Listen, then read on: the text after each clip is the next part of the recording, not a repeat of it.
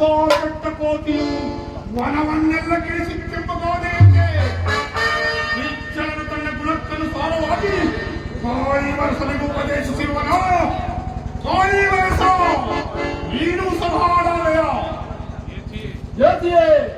ಜನನ ಮರಣಗಳೆಂಬ ಸುಳಿದಾಳಿಗೆ ಭಾಗಿಯಾಗಿ ಈ ನರಮನುಷ್ಯ ಶರೀರವು ಹಾಳಾಗಿ ನಿತ್ಯ ಕೊನೆಯಲ್ಲಿ ಕೈಸೆರುವುದಕ್ಕೆ ಬಿಟ್ಟವನು ತನ್ನಂತೆ ನನಗೂ ಕೂಡ ಶರಣನಂತೆ ಉಪದೇಶ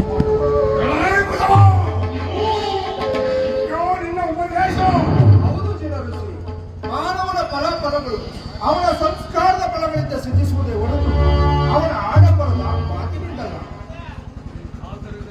ಆದ್ದರಿಂದಲೇ ರಾಜರು ಕೂಡ ಶರಣಕ್ರಿಯ ಈ ಬಸವೇಶ ಶರಣರೇ, ನನ್ನನ್ನು ಹೊಗಳಬೇಡಿ. ನಾನೊಬ್ಬ ಬಡ ಜೀವಿ. ನಿಮಗಳ ದಯದಿಂದ ನಾನು ಧನ್ಯನಾಗಿರುವೆನು. ರಾಜೇಂದ್ರ, ಈ ಯತಿಯು ಎಂದು ತಿಳಿದು ಮಾತನಾಡುತ್ತಿರುವನಲ್ಲ.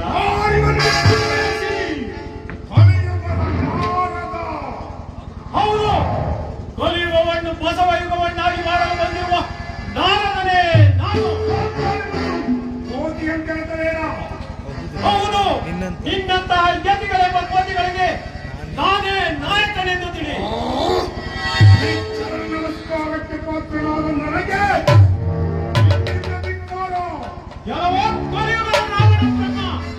ಈ ನಿನ್ನ ಹಣ್ಣುತ ಕೋಶವನ್ನು ಚಂದ್ರಾಸುರೆಂಬ ಯೋಗ ದಂಡದಿಂದ ಸುಡು. ಶಿಷ್ಯ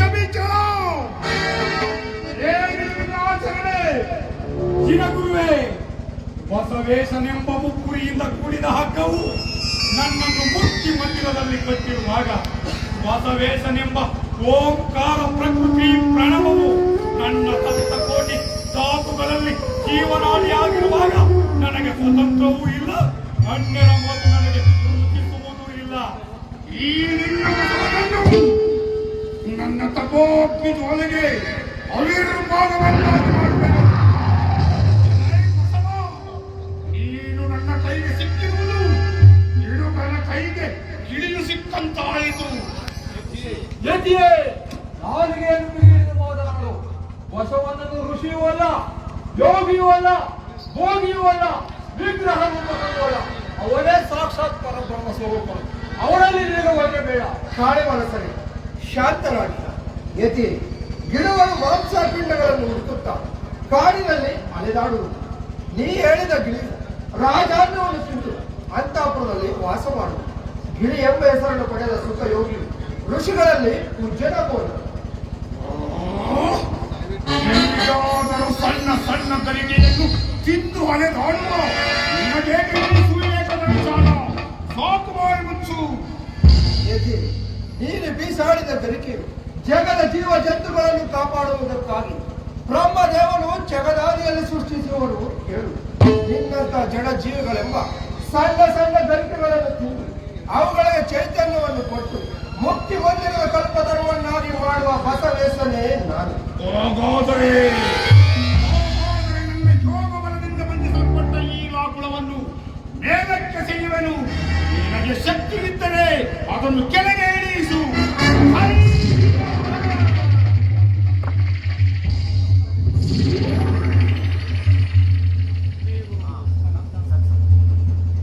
ಶ್ರೀ ಗುರು ಸರ್ವಮನಾಥ ಅಪ್ಪಣ ಸರಣಿ ಈ ಋಷಿಯ ಕೋರಿಕೆಯನ್ನು ನೆರವೇರಿಸಲಿಲ್ಲ.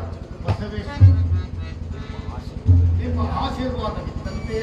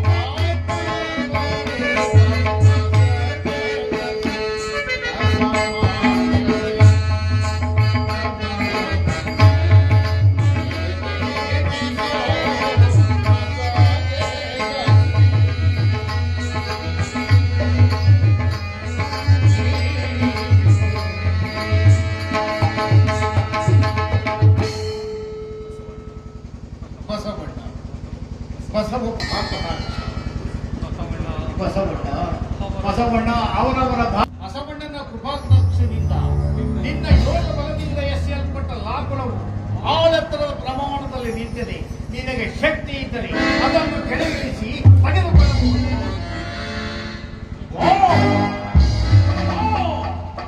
ಸಿದ್ಧಿಪ್ರದಾಯಕವಾದ ಲಾಕುಳವೇ ಸಿದ್ಧವಲ್ವಾ?